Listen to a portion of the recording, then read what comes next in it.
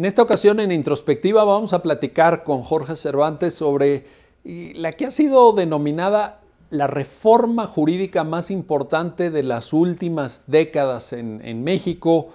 Una reforma de gran trascendencia en lo jurídico, pero también en lo económico, en lo social, en lo político incluso. La reforma laboral. ¿Cómo vamos? ¿Qué avances hay? ¿Cuáles son las áreas de oportunidad? Y sobre todo, el gran reto, el gran desafío de la consolidación de la reforma laboral en el gremio de abogadas y abogados. Sobre esto vamos a platicar en Introspectiva. Bienvenidos.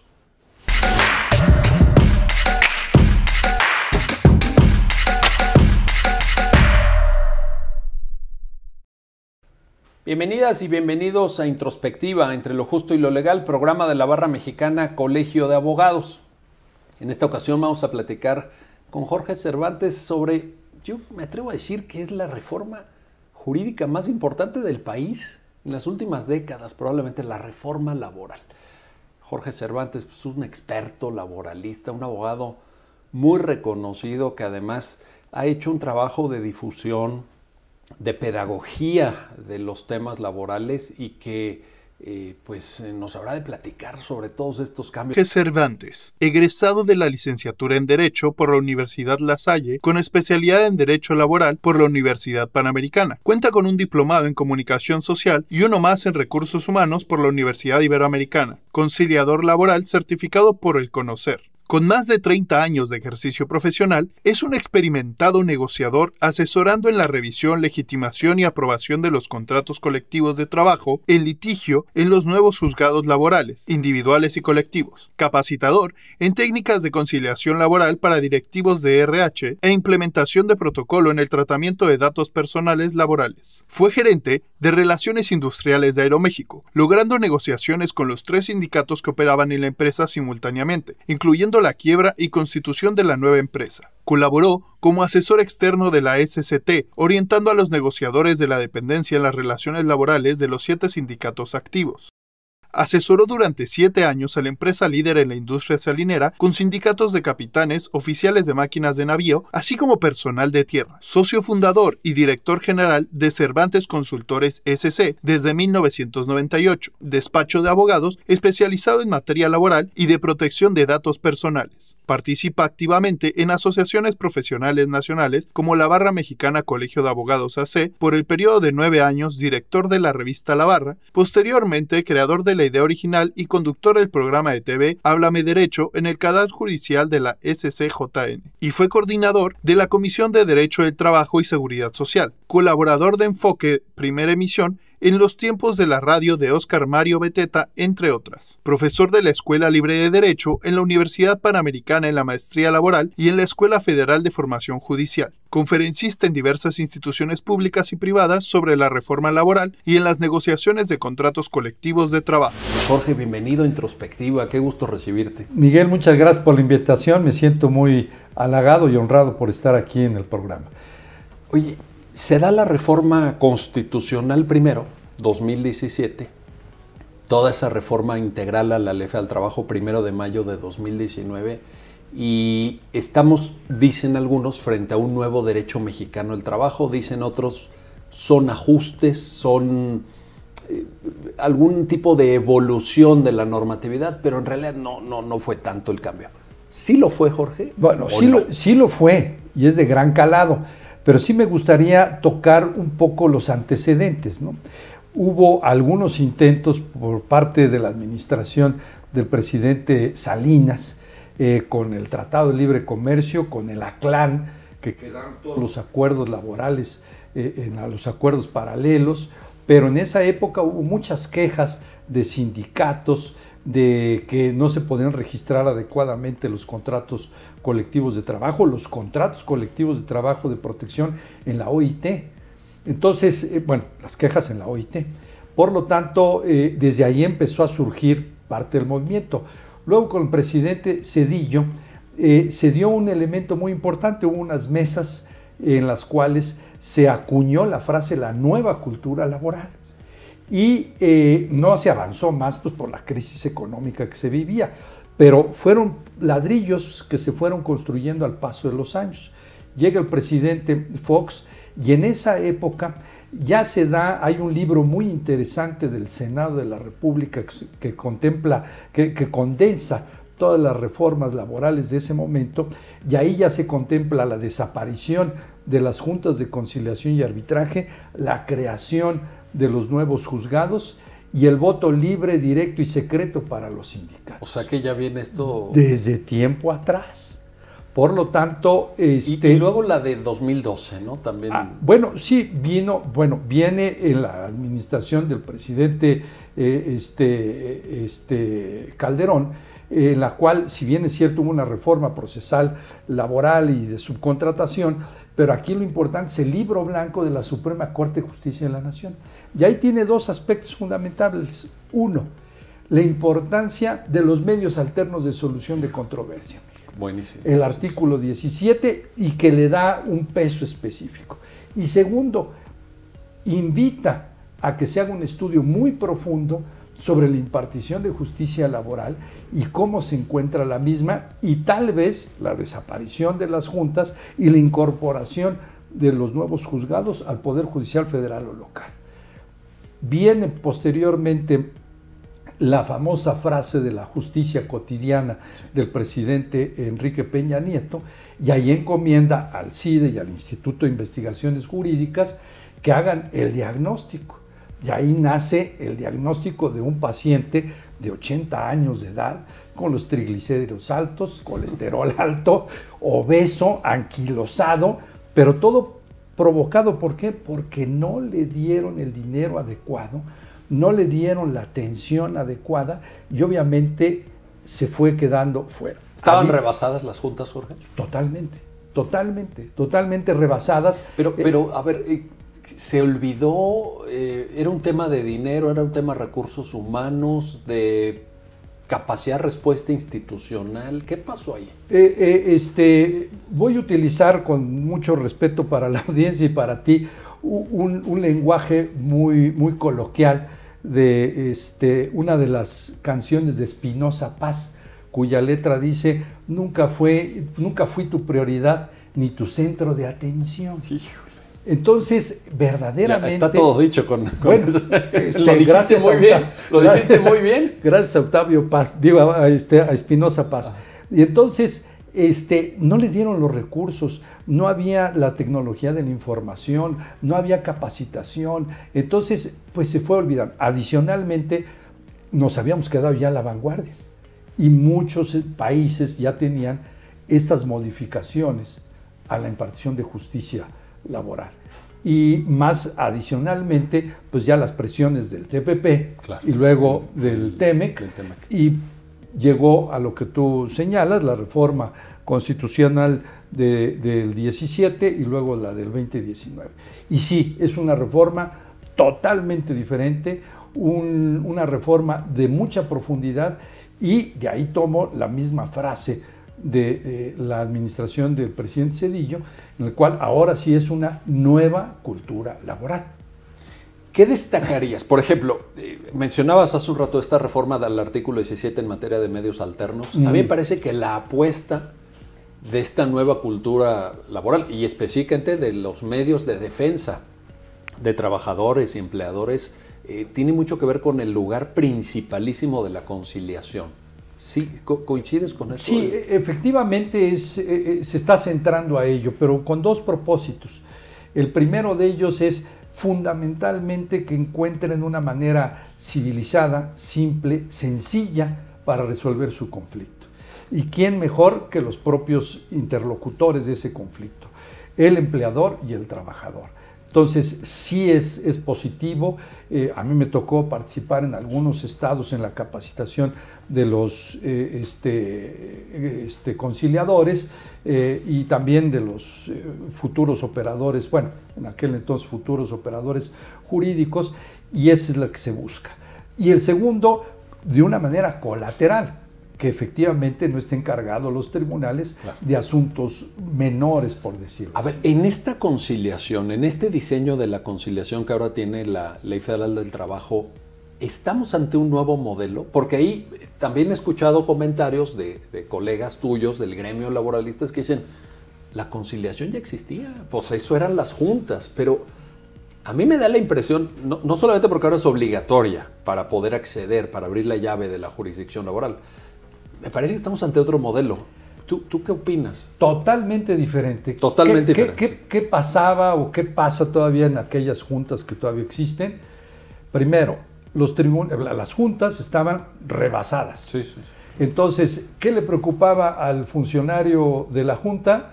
Vocear las audiencias de las 9 de la mañana, que no se me vayan a colgar las de las 9:30, las de las 10 y demás. Y entonces decía, ¿se van a arreglar? No nos vamos a arreglar. O ya intercambiar y... Oye, y se acabó. Pero eso no era un tanto, Jorge, te pregunto, lo voy a decir con todo respeto, pero no era una simulación. Totalmente, pero, O sea, pero era como que hacíamos, como que se conciliaba. Es correcto, pero voy a dos elementos más. Uno, ya lo dije, pocos estaban capacitados los funcionarios para conocer sobre estas herramientas de los medios alternos de solución de controversias. Y adicionalmente, nosotros como abogados postulantes también le agarramos la pata a la vaca. Cierto. La verdad. Sí. Hay una corresponsabilidad. Pero por supuesto. Qué bueno que lo mencionas. Porque es cierto, es totalmente cierto. Ve tú, pasante, me haces comparecer, agotas la etapa de conciliación y luego yo ya llego a lo demás. Entonces era diferirlo, no darle la atención adecuada. Por lo tanto, era una simulación. No se llevaba a cabo correctamente. Ahora, esto que dices de modular la carga de trabajo, de moderar, tal vez sea la expresión más precisa, tiene que ver con el principio de inmediación estricto que ahora sí se va a aplicar, porque antes también en las juntas, las audiencias te las entendías con los escribientes, con los mecanógrafos, las mecanógrafas, que sabían mucho de derecho laboral algunos. Tal vez que más que uno. ¿Verdad? ¿Sí o no? Sí sabían, ¿no? Pues era su día a día. Sí. Pero no estaba, digamos, los responsables, porque además se simultaneaban de una manera impresionante. O sea, era son aquello... Todavía aquí en la Ciudad de México, pues estamos hablando de que en una junta pueden haber unas 8 o 9 mesas. Simultáneas, ¿no? Simultáneas. Sí, era impresionante. Que al mismo tiempo se estaban llevando las audiencias. Y sí, efectivamente, tal vez había un secretario de acuerdos muy interesado en ello, tal vez un auxiliar, pero el presidente que fuera a atender una conciliación en la barandilla, muy difícil. A mí nunca me tocó. Muy difícil. Pero evidentemente ahora una justicia laboral, ya con tribunales, con juzgados, con principio de inmediación estricto, donde la jueza o el juez tiene que estar ahí todo el tiempo, en toda actuación, bajo pena de nulidad absoluta, pues sí tiene que filtrar un número importante de asuntos, ¿no? O sea, no podemos pensar que la misma carga de trabajo de las juntas pase ahora a los tribunales. Colapsaría eso, ¿no? Claro, sí. Hoy en día los números que están manejándose por parte del Consejo de la Judicatura Federal y de la Secretaría del Trabajo Federal están estimando que alrededor de un 70% de los asuntos que llegan a los centros se están conciliando. Es un buen dato. Es un buen dato, es positivo. Aquí también regreso al cambio de cultura laboral, tanto de los abogados postulantes nosotros, que aprendamos esas técnicas modernas de la conciliación y que estén capacitados los propios conciliadores. Y sí, efectivamente, el propósito es reducir las cargas de trabajo, pero también hay estados de la República, Miguel, en los cuales los propios jueces en la audiencia preliminar están solicitando que se llegue a un arreglo conciliatorio. Y además la ley lo permite, ¿no? O sea, no... Sin ningún problema, en cualquier momento del juicio, ¿no? Algunos jueces lo han considerado que debe ser al inicio de la audiencia preliminar, otros lo hacen al final, ya que están admitidas las pruebas y ya están los dados en el cubilete y ya saben de qué se trata, y pues bueno, cada quien va teniendo su estilo, ¿no? Pero sí, todavía ahí hay otro filtro más para que se puedan arreglar los asuntos. Un elemento adicional de cambio, pero hay quien dice que no es tan profundo, tiene que ver con el desahogo de la prueba testimonial, que pues tiene una importancia vascular realmente en el proceso laboral, ya desde antes, creo yo. Pero ahora, pues ya es una prueba testimonial más espontánea, donde incluso la ley permite que la persona juzgadora pueda preguntar, pueda intervenir. Yo veo ahí un cambio cualitativo. ¿Tú cómo lo ves? Muy positivo. Porque he escuchado a tus colegas decir, pues nosotros ya lo hacíamos, y no sé qué, pero yo me acuerdo que era con pliego antes. Uno iba con tu pliego, te calificaban de legales unas, te tachaban otras, y te decían, usted puede formular las siguientes preguntas. Sí, el pliego más bien se usaba para la confesional. Para la confesional. En la testimonial sí era medianamente abierto, ¿no? Como abogado postulante, pues llevabas tus preguntas, tu interrogatorio. Pero ahorita lo atractivo es de que efectivamente el juez esté en posibilidad de preguntar lo que considere conveniente. Y de pedir precisiones y cosas. Y verle el rostro al testigo de si efectivamente está diciendo la verdad. No quiero menospreciar el juicio del propio juez, de que nada más por la cara, ¿no? Sino por todo el contexto, pero se puede dar cuenta de eso, ¿no? Y hacer preguntas. Ha habido casos en los cuales presentan un justificante médico de que no se encuentra posibilidades de acudir a la audiencia, y entonces el juez habilita para que inclusive fuera de su jurisdicción en ese momento se mande un exhorto, y en auxilio de ello el juzgado de Querétaro vaya al domicilio y a ver si lo encuentra. Sí. Y si no lo encuentra, pues o le hablan al doctor. Sí. Eso es una maravilla, porque había vicios en ese sentido. Pues de nuevo, me atrevo a usar el término, Jorge, con todo respeto, pero era una simulación muchas veces, eso de los comprobantes médicos y buscar el diferimiento. Sí, ¿Se daba, sí o no? Sí, no, indudable, se daba. El hecho de que al inicio del juicio se presentaba la demanda y luego había la posibilidad de ampliarla y modificarla dependiendo de con qué acreditaste personalidad por parte de la persona moral, etcétera. Entonces todo eso se cambió y se redujo a una etapa escrita, y luego la oral con las dos audiencias, preliminar y de juicio, y su sentencia. Y vámonos, que según los datos también del Consejo de la Judicatura Federal y de la Secretaría del Trabajo, están aproximadamente en unos 7 meses. No todos, correcto, pero un promedio de 7 meses. Pues es razonable. Pues no es muy útil para todos, para el justiciable, sobre todo, justiciable empleador y justiciable trabajador, ¿no? Entonces, de momento esa parte ahí va.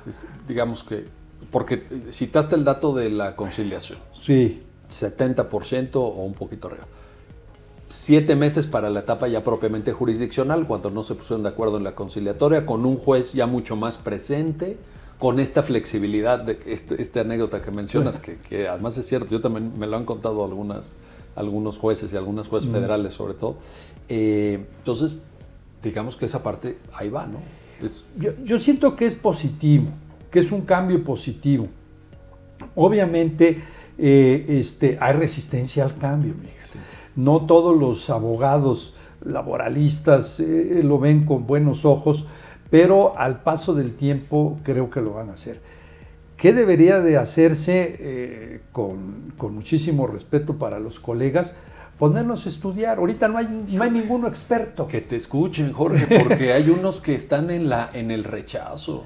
Pues bueno, que vean las experiencias del penal. Claro. Aquellos abogados que no quisieron evolucionar se quedaron fuera de la jugada. Sí. Entonces, ¿es la obsolescencia profesional, Jorge? ¿El peligro? Sí, o sea, claro. Si no se actualizan, los laboralistas pueden quedar obsoletos. Y sentirme que soy un producto terminado. Hijo. Y no soy un producto terminado, aunque fuera la ley vieja. Claro. Tengo que ponerme a estudiar. Pero bueno, hay un nuevo procedimiento. Sí. Tengo que ponerme a estudiar. Tengo que ir a las audiencias todas. Tengo que ir a las conciliaciones todas para entenderlo, conocerlo, y que tampoco es puro, ¿no? No es kosher. Va a haber ajustes, nos vamos a equivocar los jueces, los secretarios, nosotros como abogados postulantes, y luego pues vamos a ir enderezando un poco el barco para ir afinando. Oye, y también yo creo que se va a dar una curva de aprendizaje que tendrá que ver con definiciones que en su momento tomará la Suprema Corte, porque es lo mismo que pasó en materia penal, cuando de repente la Constitución y el Código Nacional decían el auto de vinculación, los requisitos para el auto de vinculación. Pues tuvo que venir una contradicción de tesis que resolvió la Corte, en donde dijo, a ver, los requisitos para el dictado de la autovinculación son A, B, C y D. O sea, y en materia laboral va a pasar también. Ya hay un par de sentencias por ahí y habrá, en fin. Totalmente de acuerdo, Miguel. Ahorita, por ejemplo, uno de los temas que se han estado manejando, ¿hasta dónde son las facultades del secretario instructor? Claro. El secretario instructor está en posibilidad de dar por terminado el procedimiento, el juicio y archivarlo porque no se cumplieron ciertos requisitos, ¿sí o no? Ya están saliendo los criterios en donde acotan esa situación y así también van a salir los de las competencias de los centros, el conflicto competencial de los centros de conciliación. Entonces, tener calma y paciencia, no va a ser de la noche a la mañana, y creo que ahorita viene la etapa más importante, Miguel, que es la consolidación de la reforma laboral. Ya nos llevamos todo el proceso de la implementación. Muy bien, escritorios, computadoras, capacitar operadores, pero ahora viene lo que tú acabas de señalar, ¿no? Bordar en lo fino para hacer los ajustes adecuados. Oye, y allí el gremio de los abogados pues tendrá también un papel fundamental. Hay quien dice, por ejemplo, en esta lógica de intentar privilegiar la conciliación, etcétera, en privado a veces dicen, no, es que está en riesgo nuestros honorarios, ahora cómo vamos a cobrar, etcétera. Híjole, no sé, ahí. Una visión miope. ¿Por qué? Porque todo esto está cambiando y está cambiando para bien. Si yo me dedico a defender a trabajadores, pues entonces lo voy a defender desde antes y le voy a dar los elementos suficientes para que en esa audiencia de conciliación, que es una justicia administrativa alternativa, lo podamos resolver, y entre más volumen tenga, voy a tener más honorarios. Si defiendo... Esa es la forma inteligente de verlo. Bueno, pues, es la forma... Pues sí. Y si defiendo a empleadores, pues igual, ¿qué tal si a lo mejor me convierto en un conciliador laboral certificado del CONOCER, del cual yo soy uno de ellos, y entonces resuelvo el asunto desde el mismo centro de trabajo? Y ahí cobro mis honorarios. Y ya no voy a traer mi portafolio como de viaje lleno de expedientes, porque como voy a usar tu frase, litigando ando. Pero esa no es mi frase, esa es la frase de los chavos. Esa es la frase de los chavos. Bueno, la vi en un video tuyo. Sí. Entonces, bueno, no, yo la critiqué, Bueno, criticaste al abogado que dice, presume tener que se toma la selfie allá fuera de los juzgados. Sí. Pues fíjate, es que también en eso, también en esa lógica del abogado de conflicto, del abogado de choque, yo creo que la reforma laboral también nos invita a eso, ¿no, Jorge? Por supuesto, mano. Fuimos formados para ser gladiadores, subirnos al ring, escudo, la espada, el casco, cambiarlo, y que las universidades, los centros de capacitación busquen estos medios alternos de solución de controversia, y que las nuevas generaciones lo encuentren. Oye, qué bueno que aludes a esa figura del gladiador, porque yo creo que en muchas materias ha hecho mucho daño. Pero una de ellas es derecho laboral. Totalmente. O sea, se alargaban los pleitos, a veces incluso en contra de los intereses del propio representado, en donde el abogado decía, no aceptes tal cosa, vámonos porque allá te van a dar cientos de miles de pesos más. O sea, voy a citar a nuestro querido amigo Cuauhtémoc Reséndiz, y entonces él, en una plática de ética para abogados, señalaba que pues nosotros estamos para resolver los conflictos. Eso no en detrimento de nuestros honorarios, porque también tenemos que vivir de ello. Sí, claro. Pero, como tú bien lo señalas, buscaban algún tipo de abogados más su interés personal que el resolver el conflicto. Yo creo que eso hizo mucho daño, y que al final también contribuyó a ese desprestigio de las juntas y del derecho laboral que se prestaba a una cantidad de abusos. Y nada más quisiera aclarar esta expresión anterior para que no se diga que estoy golpeando a los abogados que llevan trabajadores, sino también a los de las empresas, también. Porque decían, pues vamos a diferirla, que se haga el asunto largo, porque pues yo sigo recibiendo la cantidad que tengo que recibir. Entonces, sí, cuando se cobraba por igualas, digamos, que tarde lo que tenga que tardar. Claro. Sí, entonces se cambió todo esto. Oye, a ver, otro gran aporte, desde mi punto de vista, avance, pero ya tú nos dirás, tiene que ver con el derecho colectivo del trabajo, con una vida sindical que venía también, me atrevo a decirlo así, de muchos vicios, pues hasta de corruptelas, Jorge. Venía la vida laboral, sindical. En México, caramba, no era modélica, creo yo. ¿Lo percibes como un avance? ¿Lo estimas positivo lo que se ha dado en materia de derecho colectivo del trabajo? Sí, lamentablemente veníamos de un escenario de un paraíso en el cual existían indebidamente estos contratos colectivos de trabajo de protección, que si bien es cierto, algunos eran más tranquilos, que eran nada más para que no te contaminara otro sindicato, pero otros hicieron un negocio absoluto. Hijo. Y todo era... Pero un negocio incluso para las cúpulas dirigentes, ¿no? Para el propio sindicato, para el líder más bien. Para el líder sindical. Los líderes sindicales.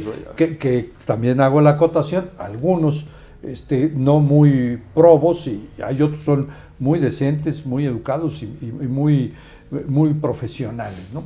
Y eso trajo como consecuencia este gran problema. Adicionalmente, se agrega en la reforma la auténtica revisión de los contratos colectivos de trabajo.